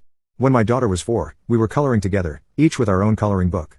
Until that day, she had colored as most kids do, making casual crayon strokes with no regard for the lines. Suddenly, she stopped and stared at my work.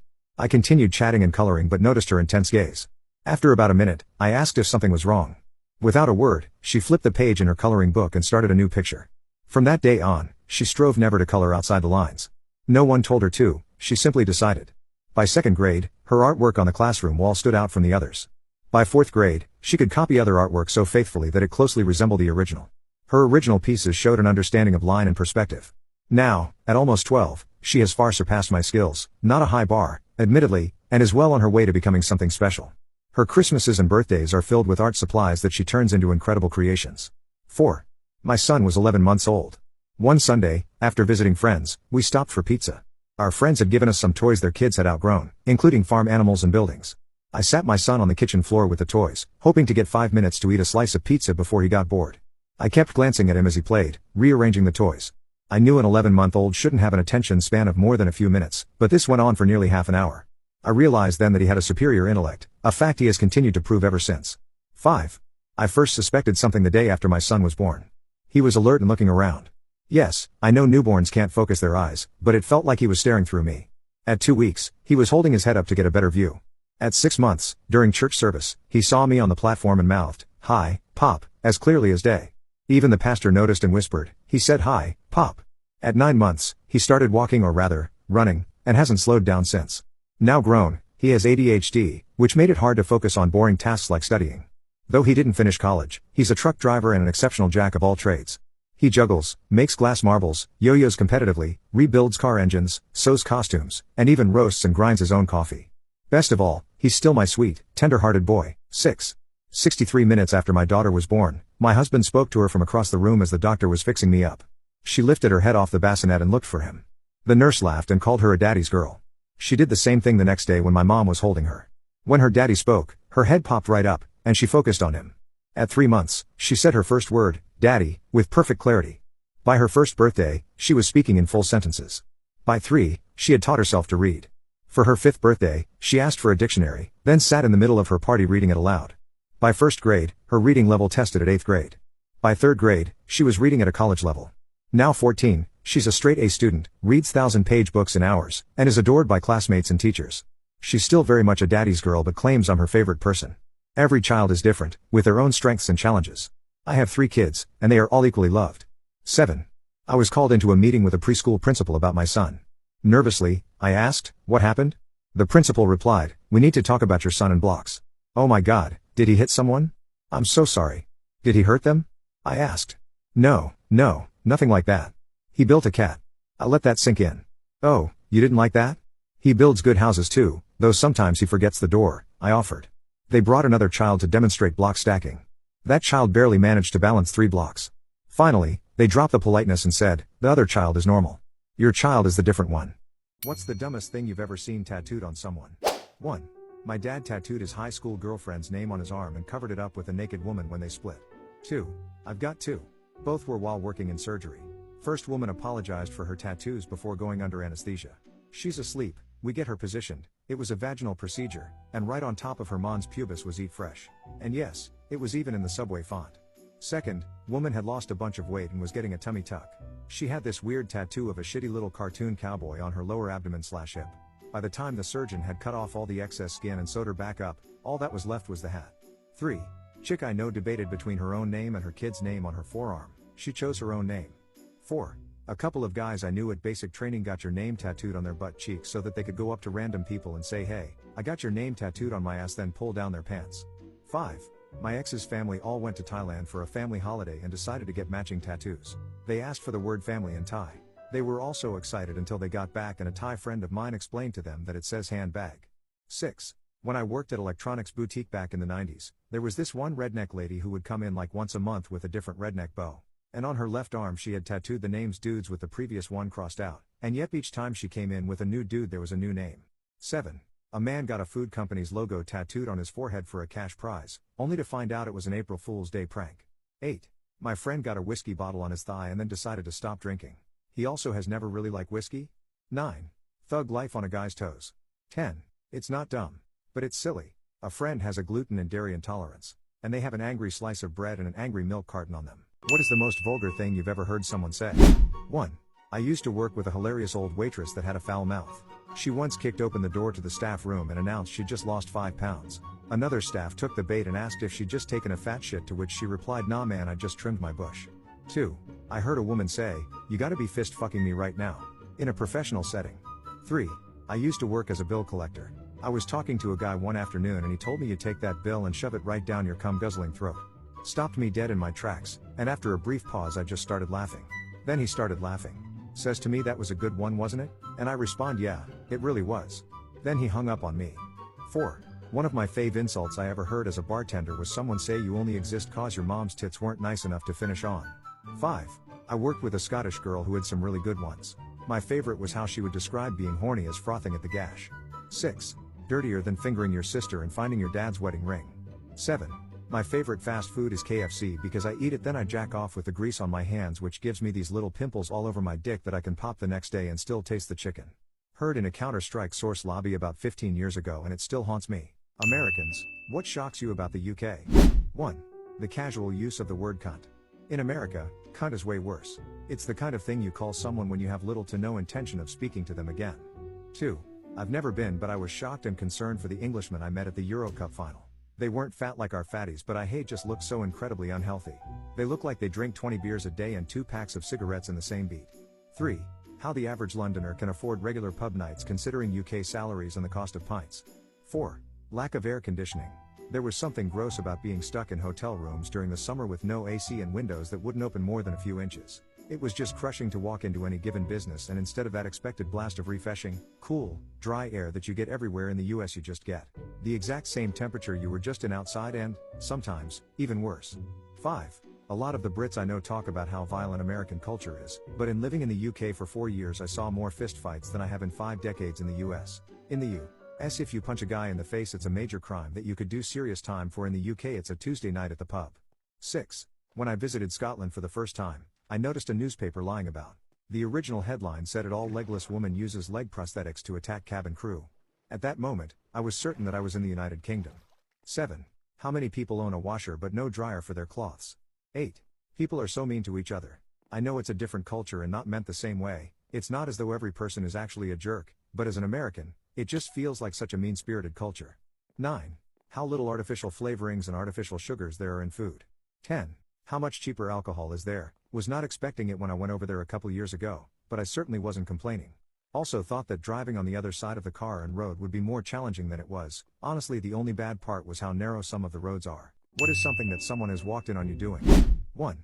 In high school I was in a guy's bed trying to figure out how to make my exit without his mom seeing me, considering how obvious it was that it was a casual thing. Then she walked into his room, asked him to pick up his little sister from school, and gave me a casual wave. That's when I realized I was one of many. 2. My girlfriend's little, 10, sister walked in on us doing the dirty. I immediately went soft and my girlfriend screamed. I made eye contact with the poor girl as she slowly closed the door. Never talked to her about it. 3. I forgot to lock our sweet mate's door to our shared bathroom, and his girlfriend walked in on me taking a heinous shit. Edit: I was in college, and I'm talking Keystone Light Tall Boys and Taco Bell type shit. 4. My dad walked in on me using a vibrating face brush. It was like a cheap version of the Clarisonic, as a vibrator. I was home alone and thought I was okay because the alarm goes off when the garage door opens and my family always used the garage door. Except that day. He didn't walk into my room, but he could see the very obvious position I was in, legs spread, holding a noise-making thing in my vagina. I quickly switched devices to my epilator that makes a kind of similar sound and tried to make it look like I was grooming my bikini area, but the damage was done. 5. I had had a surgery and could not stay at my apartment by myself, so I opted to stay at my grandparents' house. My friend with benefits came over and was in the middle of giving me a sympathy BJ when my grandmother walked her happy self right into the bedroom. We never talked about it, which is a good thing. What's something you find attractive that isn't the normal? 1. I love it when a girl is wearing a tank top and a bra underneath and it's just a bunch of straps. 2. Sharp canine teeth. It just gets me going for no reason. 3. My GF told me she finds the back ligament of my feet extremely hot and I don't know what to do with that information. 4. Wizard cloaks. 5. Just the way a girl looks when she wakes up in the morning. 6. I like protruding ears. 7. Very strong opinions about macroeconomics of the developing world. 8. Women who read before sleep. For some reason I found it comforting watching someone reading while I'm half asleep. 9. I'm a 7 on a good day and a 5 on others. My wife thinks I'm a 10 because I can make her laugh on her worst days and I've got mad skills in the kitchen. She gives me looking at a Greek god eyes if I'm making her laugh while prepping appetizers after a hard day at work. Somewhere along the way I forget I was average looking, because the way she looks at me makes me believe I'm loved for exactly who I am. 10. Short guys. I'm 5'9" and my husband is 5'6". 11. I find it attractive when girls have big front teeth and a basically a cute rabbit face. 12. Women in full suits of armor, I will not elaborate. 13. Stretch marks. Like starting on the side at the lower cheek going to upper thigh. Especially if you're naturally tan cause the stretch marks are a lot lighter than the skin. I should call her. 14. I actually prefer a more normal look for a girl to a hot date look. Think sweatshirt/pants versus dress. I suppose it just feels like they are more comfortable with me, and that's what I want out of a relationship. 15. I love a big nose on a woman. Especially a Roman nose. 16. Some scars are hot. 17. I've noticed most of the girls I find attractive have big foreheads. Or like most of their facial features are in the bottom 2/3 of their face. I'm not sure why. I wonder if part of me thinks that small forehead people have little brains or something, but I couldn't tell you. It's just something I've noticed that I'm drawn to over the years. I just want to give them a big ol' kiss on their forehead. What's something that's not right about your body, but not serious enough to go to a doctor about? 1. Sometimes I'll have one random hair that grows out of my arm that has the consistency of plastic and is almost clear looking. My mom gets it too. It's just one hair. 2. My left leg makes cracking sounds when I walk upstairs. I'm only 20 years old, guys. 3. There's an indent on my right foot where a horse stepped on it. I never went to a doctor about it and I assume it is in fact broken, but it's been almost 20 years. 4. You know that little flap anchoring your tongue to the bottom of your mouth? Mine's abnormally short, so I can't stick my tongue out as far as the average person. 5. I experienced something that's called exploding head syndrome, something that is much less severe than the name might imply. Basically, sometimes, right as I'm on the edge of sleep, I'll hear a loud auditory hallucination that jolts me back awake. 6. When I blow my nose, my left eye bubbles from the corner. Like air coming through? Freaks me out every time because it feels so weird. 7. The texture of the skin on my right palm changed after I was sick back in March. Sometimes it's bubbly and really itchy, sometimes it looks just really tight and glossy, and sometimes it's so dry that the skin is cracking up. I can definitely see a difference between the right and the left one. The little roads on my right palm aren't as visible anymore. 8. I used to have a hedgehog named Velcro. I'd let him run around on my bed. One morning I slid out of bed and got a sharp pain in my left booty cheek. I walked to the bathroom and saw that I had a half-inch of quill lodged firmly in my haunch. I pulled out what I could and thought I got it all. It wept a few times and eventually healed. It'd been 20 years, and I still have a scab on my butt that falls off once a month, and comes back in a few days. I can feel there's something deep under the skin, but because of the bad angle, there's no way I can take care of it without a dermatologist's help. 9. I have a singular, white eyelash on one of my eyes that grows really quickly and gets so long it'll get in my actual eye, and I need to cut it every couple of months to keep it short. 10. My collarbone is always sore. To the point that it keeps me up at night. I guess I technically did go to a doctor. I went right after it started hurting and they accused me of drug seeking. That was a year and a half ago. I'll just live with it. 11. I throw up after I eat eggs. I really like eggs though. 12. I'm a little obese, and I know how to fix this myself. What creatures went extinct that we should thank God don't exist anymore? 1. Tigers have white spots on the back of their ears to fool predators. Whatever creature that was, I'm glad that it's no longer around. 2. Can we all just take a moment to appreciate that megalodons are no longer roaming the seas? Swimming just got a whole lot less terrifying. 3. What was that one alligator/crocodile thing that had long legs and could freaking gallop on land like a horse? Yeah, that guy is a hard pass for me. 4. Saber-toothed cats. I'm glad I don't have to worry about those cats while walking. 5. The Arthropleura. Imagine a millipede the size of a car slithering around. That's a hard no for me. 6. Giant sloths. Actual monsters that ancient humans had to fight. 7. Literally anything alive during the Carboniferous period. 8. Terror birds. A cassowary is probably the closest living animal and it could still F you up. 9. Short-faced bear. Those effers stood at 13 feet tall. I stood next to a model of one once and couldn't even really register how a predatory mammal could be so big. They weren't chunky like brown bears, they are muscular and lean, which makes me think they would be able to maneuver much better than other bears. 10. Giant insects. Imagine those mosquitoes from Jumanji, but real. 11. Haast's eagle.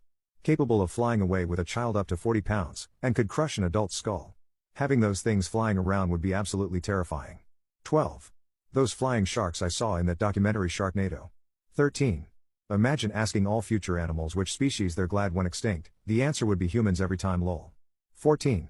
Titanoboas. I already have a strong fear of snakes, but a python that can take down an elephant is something to be avoided. 15. Jeffrey Epstein. What did you buy as an adult because you were denied it as a child? 1. I bought an ice cream cake for no reason once. The freedom is palpable. 2. Box of 64 Crayola crayons, the one with the sharpener, also all the chocolate. 3. I finally bought a house and have left it largely empty because I grew up in a hoarding household. So I guess I technically bought space. 4. Hobbies for my kids, the ones they want. I wanted to play sports and play guitar but was always told no. It wasn't because of money, I was put unwillingly into other activities that I never asked for or wanted. So, when my kid asked for cello lessons at the age of 7, they got cello lessons. When my youngest said they wanted to give up soccer for ballet, we swapped soccer for ballet. My only rule is they have to finish the season. 5. Sometimes I eat dessert first, because I'm a grown man and no one can stop me. 6. Grapes. Effing grapes. They are a delicacy in my mind because my parents would never buy them because they were too expensive. The other thing, beverages in restaurants. We only ever got water. 7. An American Girl doll. I had a childhood friend who took a trip to NYC and surprised me with an American Girl doll. It was a just like you doll. I loved her so much. I didn't come from a great home life, being raised by a single parent, we had financial struggles. One day, my mom went behind my back and sold the doll. I was heartbroken, but my mom argued that we needed the money. I'm now 27 and just purchased my first American Girl doll. It was second-hand bought through eBay, but I have no regrets. 8. I couldn't always eat fast food as a kid, so when I became an adult I ordered a ton of it all the time and that was a mistake. 9. When I was little my grandma bought one of those fiber optic flower lamps. I was obsessed with it and always asked her to turn it on. She ended up putting it in an empty fish tank so I couldn't touch it. I now own 3 of them and I turn them on whenever I want. What are you gonna do now, Grandma? What is the funniest lie to tell kids? 1. That, as their father, I could change their names whenever I wanted to. One time I pretended to get on the phone with the Arizona name registry, and renamed my 2 kids Snargle and Gorf because they kept misbehaving. They were bawling. I could barely keep a straight face. 2. I was on a flight where a kid saw the button for calling a flight attendant, didn't know what it was but clearly was thinking about pressing it, and so asked his dad what it did. His dad said it opens a trapdoor under your seat and drops you out of the bottom of the plane. Afterwards, the kid spent the whole flight intrigued by the button, thinking about and talking about pushing it, but too worried to actually do it. 3. Not exactly a lie, but when I was first learning swear words, my parents made the mistake of telling me those were words only mommies and daddies are allowed to say. So I was playing house with my sister and her friends, and I was the dad. I promptly went on a swearing tirade as the dad and got in big trouble. 4. When we were in the car and it was raining, my mom would wait for a bridge or tunnel and as we approached it she would tell us she was going to make the rain stop in 3, 2, 1. She told us she could only make the rain stop for a minute because it made her so tired. My siblings and I were convinced she was magic. 5. My friend's parents told her that moose weren't real growing up. Like, unicorns, and moose were both fictional creatures. When she got to high school someone was talking about seeing a moose and she thought they were trying to be funny and basically she found out at 16 that moose are, in fact, real. When she went home to tell her parents her mom was in tears of laughter. So yeah. Probably telling your kid growing up that a very existent animal is a fictional creature. 6. I convinced my kids I was a Jedi. I waved my right hand to turn up the volume on my car while secretly using my left hand to turn up the volume with the steering wheel controls. I did the same thing with the electronic controls for my seat. When they challenged me to do something else, I replied that I had already done too much because a Jedi should never use the Force for trivial things. 7. When me and my brothers were kids and complained about something, my dad would go to the phone and say hello. Complaint department? And describe our grievance. He said the complaint department for everybody was in Calgary and was run by someone called Chief Oakonowake, and he was getting tired of our complaints. I believed that for the longest time. Guys, what do girls do that they think is being cute but in reality is the furthest thing from it?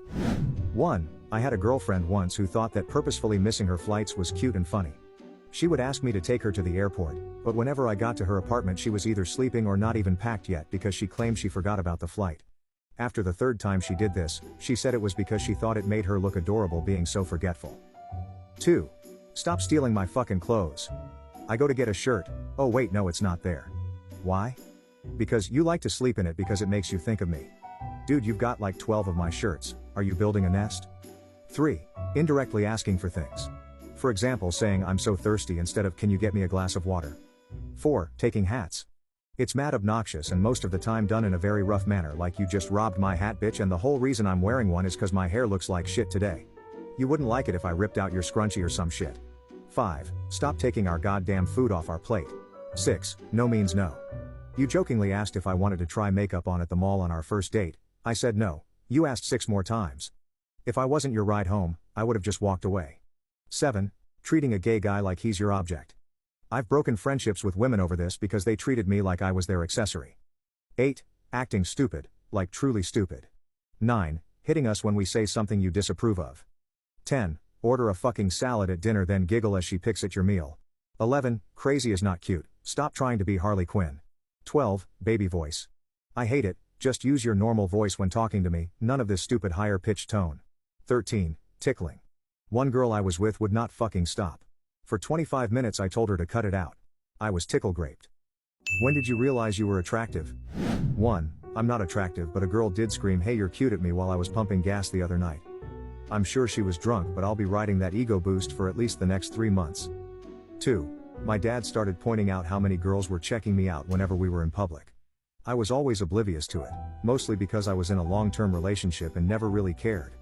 Initially I laughed at the notion, but a few of my girlfriends have started to point out the same.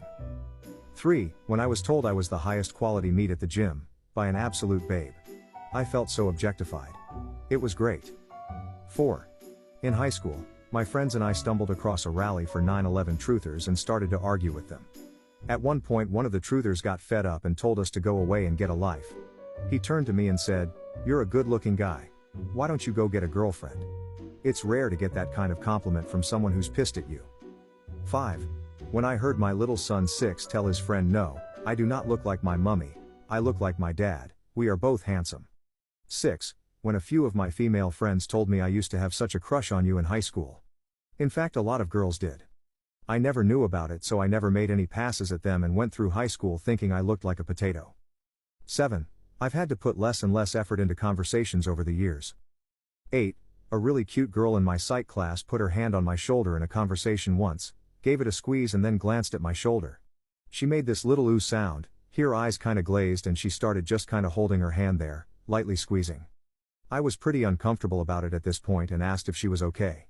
She just sorta smiled and said, "Yeah, much better thanks," pats my shoulder and turns away. I asked another girl what that was about and she just said, "Really? Girls like hot guys." 9.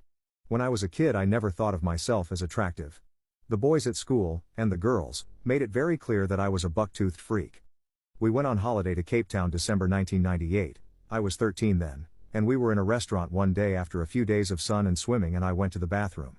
As I was washing my hands I looked up into the mirror and suddenly my face looked different. Guess the tan paid off well against sun-bleached blonde hair. I just stared at myself and wondered if it really was me. I didn't recognize myself.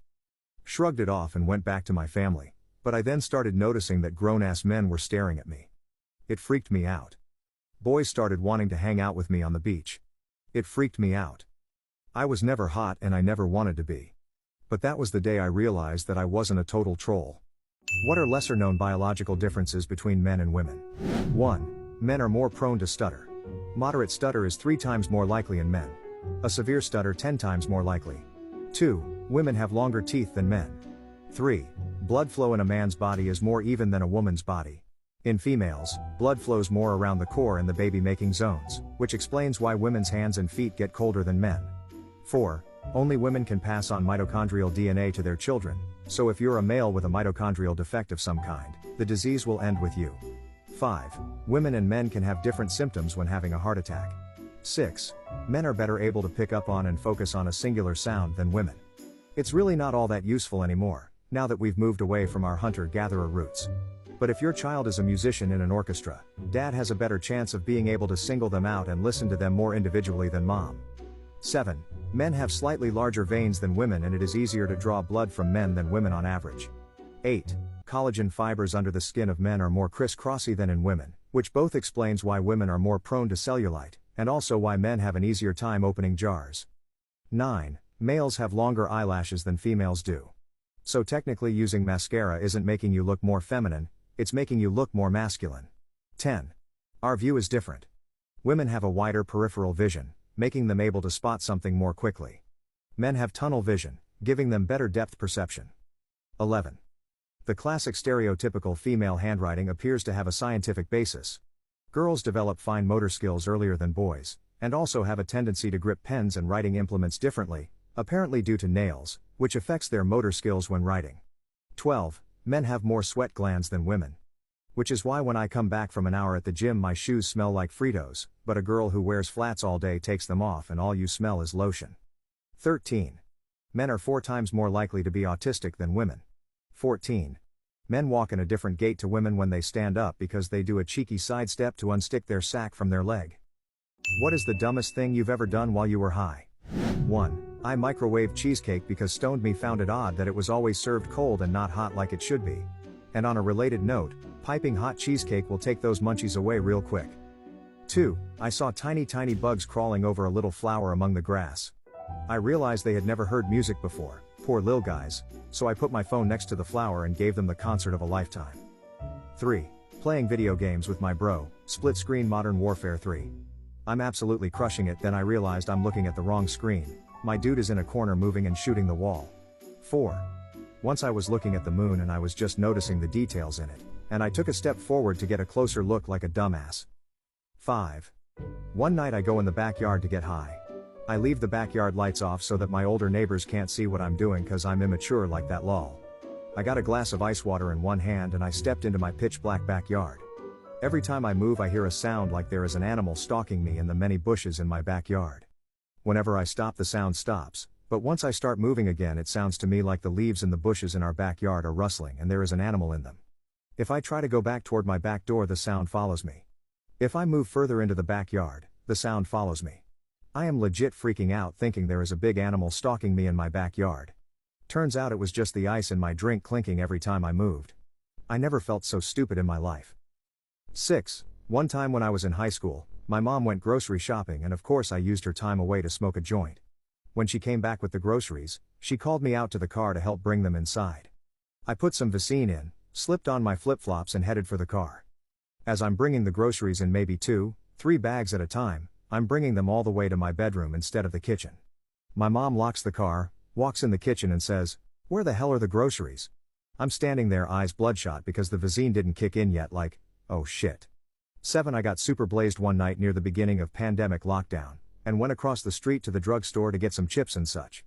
As I approached the automatic glass doors I saw a person standing on the other side, so I waited for them to come through. I stood there waiting for what felt like an eternity. I was getting frustrated, like, what's up with this clown? Can't they see I'm waiting for them? Then I realized it was just my reflection. 8.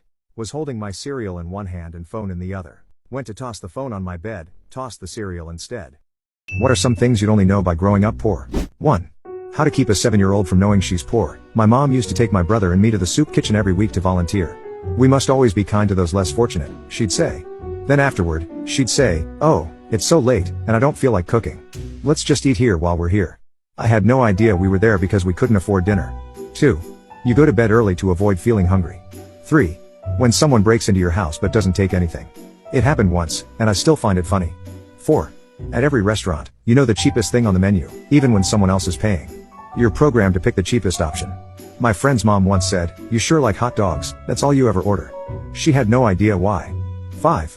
Your dad asks you for $20 so he can get to work for the week, promising to pay you back when he gets paid. 6. I'm not sure about other states, but in Minnesota, they can't shut your power off in winter because of the risk of someone freezing to death. Winter was the time to catch up on all the other bills we were behind on. 7. The first part of my childhood, I'd come home from school to an empty house. I never knew if I'd see my parents that night. There were no cell phones back then, and I was always anxious about what would happen if they did show up. So, I started walking to the library every day after school and staying until it closed just to avoid the anxiety. One of the librarians noticed me and took a liking to me. I think she saw something of herself in me. Gradually, we got to know each other. I noticed more books and my favorite genres started appearing on the shelves. One night, I went to McDonald's after the library closed. I was a quarter short for a hamburger, and she saw me asking people for change. Embarrassed, I tried to hide from her after that. Instead of leaving me alone, she started looking out for me. For over a year, she'd drop off chips, granola bars, or soda at my desk in the library. "These are extras from the break room," she'd say, even though I could hear her putting coins into the vending machine. Eventually, she started bringing me dinner every night, and we'd eat together in the break room. I opened up to her about my home life, and she became someone I could confide in, a huge relief. One day, a week before school started, she told me to meet her outside after the library closed. She handed me a brand new school backpack filled with supplies, a new outfit, and my first pair of Nikes. That's when I broke down. This single librarian, living off a modest income, had supported me for 3 years. She was more of a friend than I had ever known. She even attended all my adoption hearings to ensure I was placed with a good family. She came to my graduation and my wedding. She watched me grow up and succeed despite where I came from. I went to her funeral this summer, and it felt like losing my mother. I couldn't stop thinking about how much she changed my life. I donate to the library every year in her honor. 8. I'm hungry. Drink some water. We were probably the most hydrated kids at school. Lamau. But the thing I appreciate most is the independence I gained from fixing things myself or not wanting to ask my parents for help because I knew they were struggling too. What are some things you'd only know by growing up poor? 1. How to keep a 7-year-old from knowing she's poor. My mom used to take my brother and me to the soup kitchen every week to volunteer. We must always be kind to those less fortunate, she'd say. Then afterward, she'd say, "Oh, it's so late, and I don't feel like cooking. Let's just eat here while we're here." I had no idea we were there because we couldn't afford dinner. 2. You go to bed early to avoid feeling hungry. 3. When someone breaks into your house but doesn't take anything. It happened once, and I still find it funny. 4. At every restaurant, you know the cheapest thing on the menu, even when someone else is paying. You're programmed to pick the cheapest option. My friend's mom once said, "You sure like hot dogs, that's all you ever order." She had no idea why. 5. Your dad asks you for $20 so he can get to work for the week, promising to pay you back when he gets paid. 6. I'm not sure about other states, but in Minnesota, they can't shut your power off in winter because of the risk of someone freezing to death. Winter was the time to catch up on all the other bills we were behind on. 7. The first part of my childhood, I'd come home from school to an empty house. I never knew if I'd see my parents that night. There were no cell phones back then, and I was always anxious about what would happen if they did show up. So, I started walking to the library every day after school and staying until it closed just to avoid the anxiety. One of the librarians noticed me and took a liking to me. I think she saw something of herself in me. Gradually, we got to know each other. I noticed more books and my favorite genres started appearing on the shelves. One night, I went to McDonald's after the library closed. I was a quarter short for a hamburger, and she saw me asking people for change. Embarrassed, I tried to hide from her after that. Instead of leaving me alone, she started looking out for me. For over a year, she'd drop off chips, granola bars, or soda at my desk in the library. "These are extras from the break room," she'd say, even though I could hear her putting coins into the vending machine. Eventually, she started bringing me dinner every night, and we'd eat together in the break room. I opened up to her about my home life, and she became someone I could confide in, a huge relief. One day, a week before school started, she told me to meet her outside after the library closed. She handed me a brand new school backpack filled with supplies, a new outfit, and my first pair of Nikes. That's when I broke down. This single librarian, living off a modest income, had supported me for 3 years. She was more of a friend than I had ever known. She even attended all my adoption hearings to ensure I was placed with a good family. She came to my graduation and my wedding. She watched me grow up and succeed despite where I came from. I went to her funeral this summer, and it felt like losing my mother. I couldn't stop thinking about how much she changed my life. I donate to the library every year in her honor. 8. I'm hungry. Drink some water. We were probably the most hydrated kids at school. Lamau. But the thing I appreciate most is the independence I gained from fixing things myself or not wanting to ask my parents for help because I knew they were struggling too. What's your best insult without using a single profanity? 1. I envy the people who haven't met you yet. 2. Are you upset because of your haircut? 3. You look easy to draw. 4. You need to stop thinking with your mouth. 5. My buddy once got banned from Facebook for a month during COVID for calling someone an absolute potato in an argument. 6. You're impossible to underestimate. 7. All your teachers handed back your tests face down, didn't they? 8. I've been called worse by better. 9. When your parents said you could be anything you wanted, this is what you landed on. Hey. 10. Were your parents related? 11. Wisdom chases you, but you're faster. 12. You are not the person Mr. Rogers thought you could be. 13. I saw this one recently and it cracked me up. In response to someone's dumb and false comment, someone simply replied, "Child left behind." 14. I used to be a prosecutor and once got a letter from a woman in prison. I joked to a colleague, maybe I could get a date. He shot back, "You couldn't get a date in a women's prison with a fistful of pardons." 15. You know you're the reason no one likes you, right? 16. Letterkenny has some great ones. My favorite, your spare parts, bud. 17. May you have the day you deserve. 18. Do you have any other symptoms? 19. Your mother was a hamster, and your father smelled of elderberries. A classic from Monty Python. 20. I have neither the time nor the crayons to explain this to you. 21. Is your head just for decoration? What's the creepiest display of intelligence you've seen by another human? 1. I knew a guy who worked in retail and had the uncanny ability to memorize customers' credit card numbers after seeing them just once. 2. A friend once showed me a guidebook he'd written about how to handle his girlfriend. He had taken detailed notes on her likes, dislikes, and past gifts, complete with her reactions to each one. He documented which actions triggered which responses and even wrote down specific phrases he could say to achieve certain outcomes. He had strategies to calm her down if she got mad, ways to make her feel loved if she was upset, and a whole system to get her off his back so he could go back to doing whatever he wanted. It was somewhere between oddly sweet and disturbingly manipulative. 3. My sister, hands down, and it's an ongoing thing. Dishwasher broken? 10 minutes of YouTube later, she knows the what, the how, and the why, and she'll have it fixed in half an hour if the parts are in stock. Car making a weird noise? FaceTime her, pop the hood, crank the engine, and she'll identify the issue and give you estimates from 3 local shops. Random archaeological discovery mentioned in passing on the news? She's already read the journal article and can connect it back to a dig-in chili from the 80s. Complex Thai recipe she's never tried? Glances at the instructions twice, then makes a restaurant-quality version on the first go. She remembers your coworker's sister's boyfriend's birthday, and that he prefers chocolate sprinkles over rainbow ones. She's gotten a feral dog to eat out of her hand, bathed it, and diagnosed a leg injury from 10 paces away. Her bosses constantly try to promote her, but she refuses because it would cut into her jam-making time. Yet, when there's a problem no one can solve, they all go to her first and listen the moment she speaks. Her husband swears he once heard her ask the general manager, "What flavor of stupid did you eat for breakfast this morning?" And the manager actually apologized for his mistake. She insists she just has a good memory, but I don't know, man. It's handy having her on my side, but if she ever decides to take over the world, we're all screwed. 4. When I was in med school, I was tangentially friends with a guy who never attended lectures. He skipped all labs, all tutorials, everything. The night before our second-year finals, he showed up at my house and casually mentioned he had spent the past week watching every lecture at 2x speed. Dude placed in the top 10 out of 300 students on every exam. And it wasn't just rote memorization, he had a deeper, more functional understanding of the material than most of us who actually showed up every day. I always shuddered to think what he could accomplish if he actually applied himself, but he was perfectly happy just coasting through life. 5. I once knew a 14-year-old boy helping his dad drywall a house. He stood at the bottom of the staircase, looked at the shape of the stairs, glanced at the drywall sitting on the sawhorses, then cut the drywall without taking a single measurement. The piece fit so perfectly that it slid into place like it was giving the stairs a hug. No measurements. Just pure spatial awareness. 6. I once worked with a lady who had spent her entire career counting pills in a pharmacy. One day, she glanced at a container of ibuprofen labeled as having 100 pills and said, "That looks off." We recounted it, there were 99 pills. One missing pill. My mind was blown.